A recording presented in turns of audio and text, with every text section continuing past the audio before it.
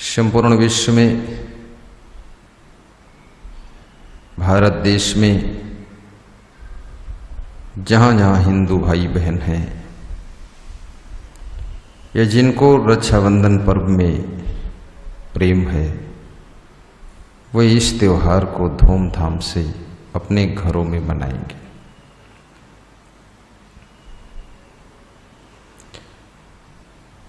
अब ये त्योहार क्यों मनाया जाता है? ये भाई और बहन का त्योहार है। बहन रक्षाबंधन के पर्व के दिन अपने भाई को राखी बांधती है और राखी बांध करके धागे का सूत्र बांधकर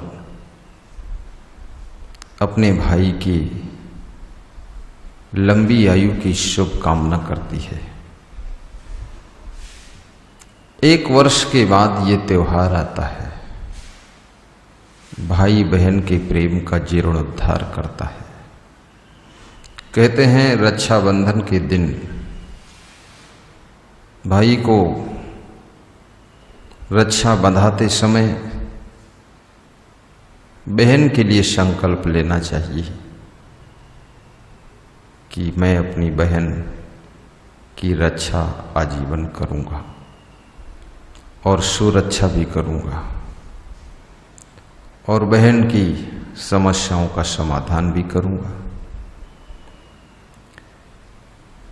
साथ में बहन अपने भाई के लिए शुभकामना करती है कि हमारे भाई की आयु लंबी हो और हमारा भाई प्रसन्न रहे, खुश रहे।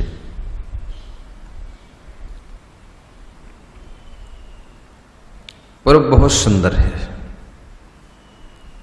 बहन ऐसे कार्य करे, ऐसा आचार विचार रखे जिससे कि भाई को असमंजस और दुख ना आए।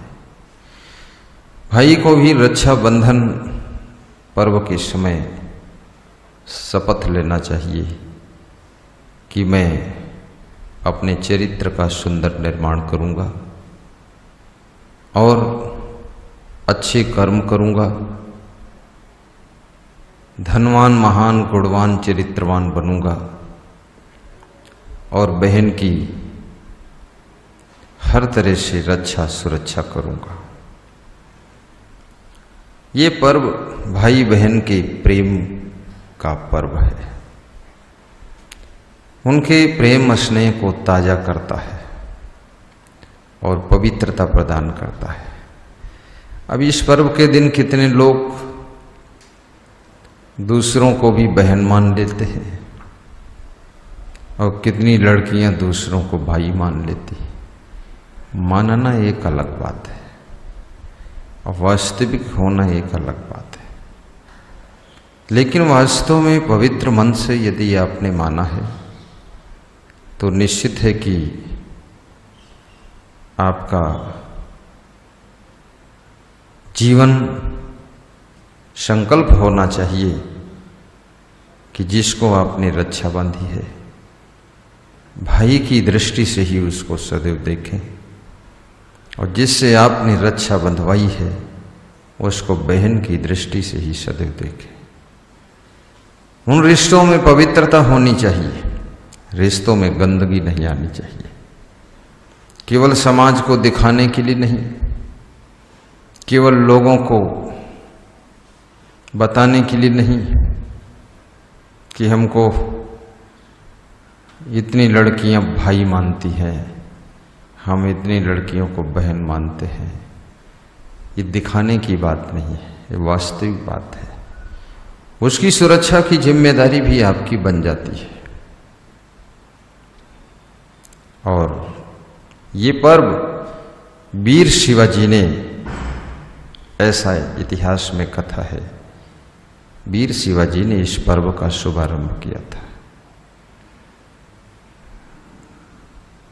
जिस समय हिंदू धर्म की रक्षा के लिए, देश धर्म की रक्षा के लिए भाई संघर्ष करने के लिए खड़ा हुआ था।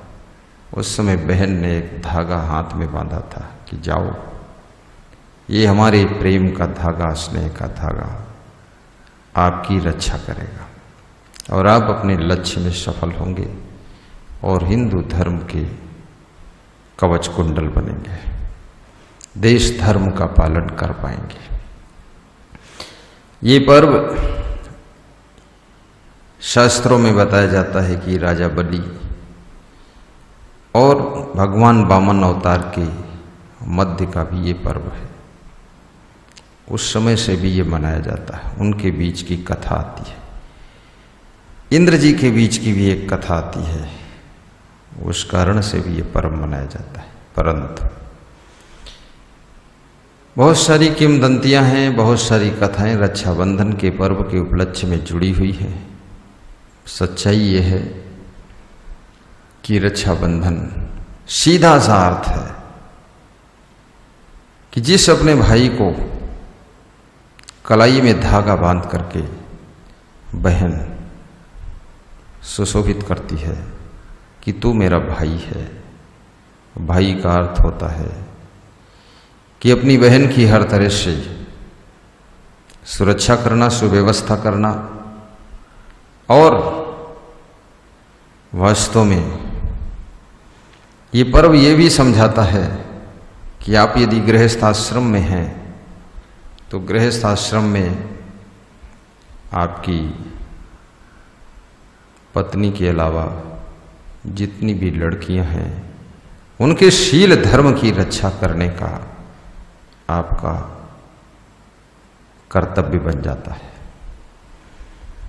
कि आज से मैं सभी लड़कियों को बहन की दृष्टि से देखूंगा, उनके चरित्र की रक्षा करूंगा, उनके शील धर्म की रक्षा करूंगा, कभी भी गलत कर्म नहीं करूंगा। ये पर्व इस बात का भी संकेत देता है। और बहनें जैसे अपने भाई की आयु उम्र बढ़ाने के लिए और हमारे भाई के जीवन में कोई प्रकार का कष्ट, बाधा, दुख ना आए, इसके लिए रक्षा बांधती है। तो सभी बहनों को चाहिए कि अपने भाई के लाइफ में स्वयं ही कष्ट और बाधा का कारण न बने, भाई से लड़ाई झगड़ा न करें, बकवास न करें, प्रेम भाव रखें। और भाइयों को चाहिए कि अपनी बहनों को अल्टर-सल्ट बातें मत करें, चुगली चाई न करें, एक दूसरे का घर न बिगाड़ें, तिकड़मबाजी न करें, और भाई के सम्मान की रक्षा, बहन के सम्मान की रक्षा, प्रतिष्ठा की रक्षा भी एक दूसरे को कर्तव्य समझ करके पूरा करना चाहिए। जो लोग संन्यास ले लेते हैं, साधु बन गए, परिवार छोड़ करके संत हो गए, अब उनको क्या करना चाहिए? ऐसे लोगों को, साधु संतों को पूरी देश की माताओं बहनों के लिए ज्ञान के सूत्र का बंधन अपने वाणी के द्वारा, अपने चरित्र के द्वारा, अपने जीवन रहनी के द्वारा बांध देना चाहिए। साधु का मन इतना पावन होना चाहिए, उसको अपनी सगी बहन की बात नहीं है, कोई भी बहन हो, XYZ, और कोई भी नारी हो, सबके शील धर्म और चरित्र धर्म की रक्षा के लिए ज्ञान का फार्मूला देना चाहिए। सत्संग के माध्यम से, प्रवचन के माध्यम से, अपने जीवन दर्शन के माध्यम से समस्त नारियों के शील की रक्षा करना ये साधु का धर्म होता है।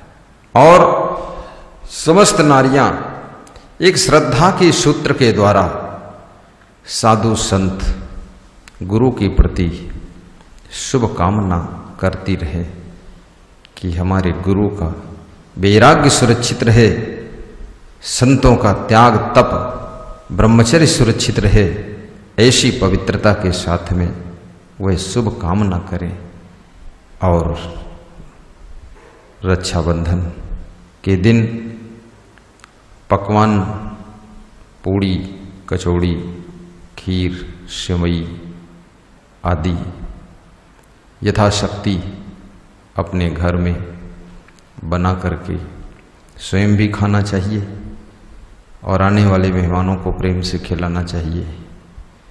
कोई प्रेमी नेमी और आ जाए उसको भी खिलाना चाहिए।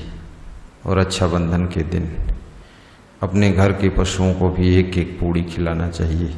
आपके द्वार पर गाय हो, भैंस हो, बैल हो या पाड़ा हो, या आपके द्वार पर बकरी बंधी हो, या कि पंछियों को भी रक्षाबंधन के दिन दाना चुंगा देना चाहिए और किसी भी प्राणी का वध नहीं करना चाहिए, क्योंकि रक्षाबंधन का अर्थ ही है सबकी रक्षा हो। सर्वे भवन्तु रक्षिणः, सर्वे सन्तु निरामयाः, और सब सुखी रहें, सभी प्रसन्न रहें। और गुरु के प्रति शिष्यों को रक्षाबंधन के पर्व के दिन चरणों में बैठ कर के मन ही मन संकल्प लेना चाहिए, या आप जहाँ हैं वहीं पर, कि मैं अपने गुरु की हर तरह से रक्षा करूँगा, छल कपट नहीं करूँगा, षड्यंत्र कोई नहीं करूँगा, मूर्खता के काम नहीं करूँगा, गुरु के सम्मान, प्रतिष्ठा और यश की रक्षा करूँगा, कीर्ति की रक्षा करूँगा। हमारे गुरु ने जो भी इस दुनिया के अंदर करोड़ों नर नारियों को ज्ञान का संदेश दिया है, उन करोड़ों भक्तों के श्रद्धा की भी रक्षा करूंगा, आस्था की रक्षा करूंगा, उनके प्रेम की रक्षा करूंगा, और ये सब पवित्र मन से करूंगा। मन में मलिनता और कोई स्वार्थ, कोई लालच नहीं रखूंगा, निस्वार्थ भाव से करूंगा।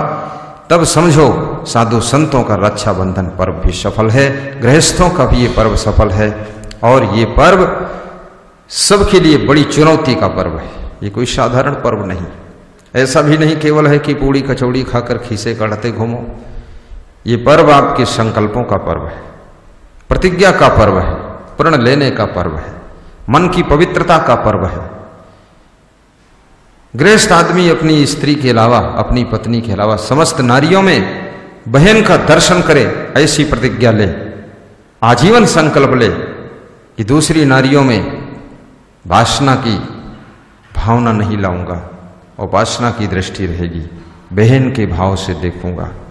तब ये रक्षाबंधन पर्व आपके लिए शुभ होगा, सफल होगा और आपको शांति प्रदान करेगा। और ये साधु संतों को धर्म की रक्षा के लिए, भक्ति की रक्षा के लिए, अपने कर्तव्यों की रक्षा के लिए, वैराग्य की रक्षा के लिए दृढ़ संकल्प रक्षाबंधन के पर्व के दिन लेना चाहिए कि हम कभी डिगेंगे नहीं, और गुरु के चरण छूकर या गुरु को हाथ जोड़कर संकल्प लीजिए कि हे गुरुदेव ऐसा आशीर्वाद दें जिससे कि मैं इस मार्ग में, संन्यास पथ में, त्याग तप में टाप रहूं, चोरी न करूं, छल न करूं, बेईमानी न करूं, षड्यंत्र न करूं, गलत कर्म न करूं, व्यभिचार न करूं, ब्रह्मचर्य का सही पालन करूं और आपके चरणों में शुद्ध पवित्र श्रद्धा रखूं, दंड फंद न करूं। जैसे निर्मलता के लिए मैं आया हूं आपके सानिध्य में, वो निर्मलता मेरी सदैव बनी रहे, कोई गलत काम ना मेरे से हो, आप मेरी रक्षा करें, कोई बुराइयां हमारे अंदर पनपने न पाए। गुरुदेव एक शिष्य के बहुत बड़े रक्षक होते हैं।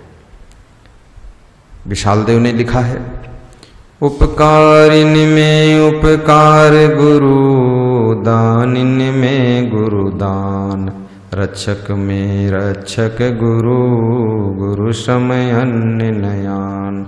रक्षाबंधन का व्यापक अर्थ है,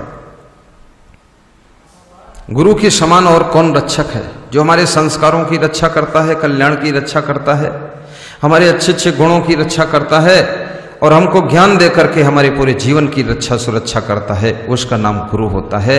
रक्षाबंधन का पर्व गुरु के लिए, शिष्य के लिए, भक्तों के लिए, सबके लिए ये संकल्प का पर्व है। एक स्त्री को भी अपने पति की रक्षा के लिए संकल्प लेना चाहिए। एक पति को भी अपनी पत्नी की सुरक्षा के लिए आजीवन संकल्प लेना चाहिए। पिता और पुत्र में यही रक्षा का संकल्प होना चाहिए। माँ और बेटे और बेटी में भी संकल्प होना चाहिए। सास बहू के बीच में संकल्प होना चाहिए। ऐसे तो ये भाई बहन का पर्व है, लेकिन हम इस रक्षाबंधन का व्यापक अर्थ अगर देखते हैं तो यहाँ पर एक दूसरे की रक्षा करना ही बंधन का मतलब होता है। बंध जाना, एक दूसरे की रक्षा के लिए कटिबद्ध हो जाना। तो देश की समस्त बहनों को और भाइयों को मैं शुभकामना करता हूँ